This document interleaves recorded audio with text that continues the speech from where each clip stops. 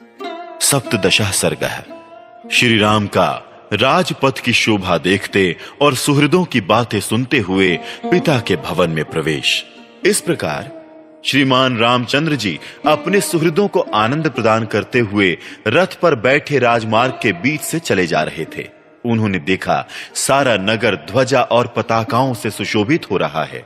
चारों ओर बहुमूल्य अगुरु नामक धूप की सुगंध छा रही है और सब ओर असंख्य मनुष्यों की भीड़ दिखाई देती है। वो राजमार्ग श्वेत बादलों के समान उज्जवल भव्य भवनों से सुशोभित तथा अगुरु की सुगंध से व्याप्त हो रहा था। अच्छी श्रेणी के चंदनों, अगुरु नामक धूपों, उत्तम गंध द्रव्यों, अलसी या सन आदि के रेशों से बने हुए कपड़ों तथा रेशमी वस्त्रों के ढेर, अनबिंधे मोती और उत्तमोत्तम स्फटिक रत्न उस विस्तृत एवं उत्तम राजमार्ग की शोभा बढ़ा रहे थे। वो नाना प्रकार के पुष्पों तथा भांति भांति के भक्ष्य पदार्थों से भरा हुआ था। उसके चौराहों की दही, अक्षत, हविष्य, लावा, धूप, अगर, चंदन, नाना प्रकार के पुष्पहार और गंध द्रव्यों से सदा पूजा की जाती थी। स्वर्गलोक में बैठे हुए देवराज इंद्र की भांति रथारूढ़ श्री राम ने उस राजमार्ग को देखा। वे अपने सुहृदों के मुख से कहे गए बहुत से आशीर्वादों को सुनते और यथा योग्य उन सब लोगों का सम्मान करते हुए चले जा रहे थे।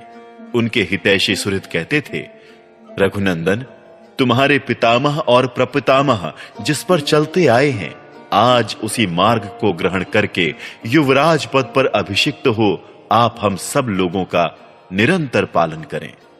फिर वो आपस में कहने लगे, भाइयों, श्री राम के पिता तथा समस्त पितामहों द्वारा जिस प्रकार हम लोगों का पालन पोषण हुआ है, श्री राम के राजा होने पर हम उससे भी अधिक सुखी रहेंगे। यदि हम राज्य पर प्रतिष्ठित हुए श्री राम को पिता के घर से निकलते हुए देख लें, यदि राजा राम का दर्शन कर लें, तो अब हमें इहलोक के भोग और परमार्थ स्वरूप मोक्ष लेकर क्या करना है। अमित तेजस्वी श्री राम का यदि राज्य पर अभिषेक हो जाए तो वो हमारे लिए जैसा प्रियतर कार्य होगा, उससे बढ़कर दूसरा कोई परम प्रिय कार्य नहीं होगा। सुहृदों के मुंह से निकली हुई ये तथा और भी कई तरह की अपनी प्रशंसा से संबंध रखने वाली सुंदर बातें सुनते हुए श्री रामचंद्र जी राजपथ पर बढ़े चले जा रहे थे। जो श्री राम की ओर एक बार देख लेता, वो उन्हें देखता ही रह जाता था। श्री रघुनाथ जी के दूर चले जाने पर भी कोई उन पुरुषोत्तम की ओर से अपना मन या दृष्टि नहीं हटा पाता था। उस समय जो श्री राम को नहीं देखता और जिसे श्री राम नहीं देख लेते थे, वो समस्त लोकों में निंदित समझा जाता था तथा स्वयं उसकी अंतरात्मा भी उसे धिक्कारती थी। उस समय जो श्री राम को नहीं देखता और जिसे श्री राम नहीं देख लेते थे, वो समस्त लोकों में निंदित समझा जाता था तथा स्वयं उसकी अंतरात्मा भी उसे धिक्कारती थी। धर्मात्मा श्री राम चारों वर्णों के सभी मनुष्यों पर उनकी अवस्था के अनुरूप दया करते थे, इसलिए वे सभी उनके भक्त थे। राजकुमार श्री राम चौराहों, देव मार्गों, चैत्य वृक्षों तथा देव मंदिरों को अपने दाहिने छोड़ते हुए आगे बढ़ रहे थे।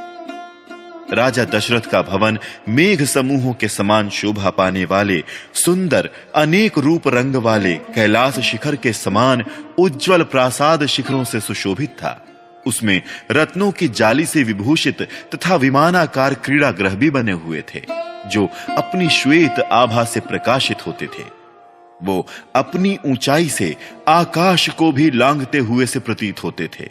ऐसे गृहों से युक्त वो श्रेष्ठ भवन इस भूतल पर इंद्र सदन के समान शोभा पाता था।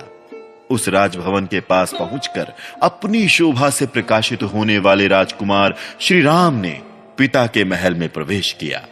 उन्होंने धनुर्धर वीरों द्वारा सुरक्षित महल की 3 ड्योढ़ियों को तो घोड़े जुते हुए रथ से ही पार किया, फिर 2 ड्योढ़ियों में वो पुरुषोत्तम राम पैदल ही गए।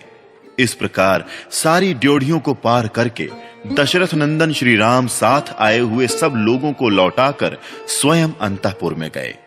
जब राजकुमार श्री राम पिता के पास जाने के लिए अंतःपुर में प्रविष्ट हुए, तब आनंद मग्न हुए सब लोग बाहर खड़े होकर उनके पुनः निकलने की प्रतीक्षा करने लगे। ठीक उसी तरह जैसे सरिताओं का स्वामी समुद्र चंद्रोदय की प्रतीक्षा करता रहता है। इस प्रकार श्री वाल्मीकि निर्मित आर्ष रामायण आदि काव्य के अयोध्या कांड में 17वां सर्ग पूरा हुआ।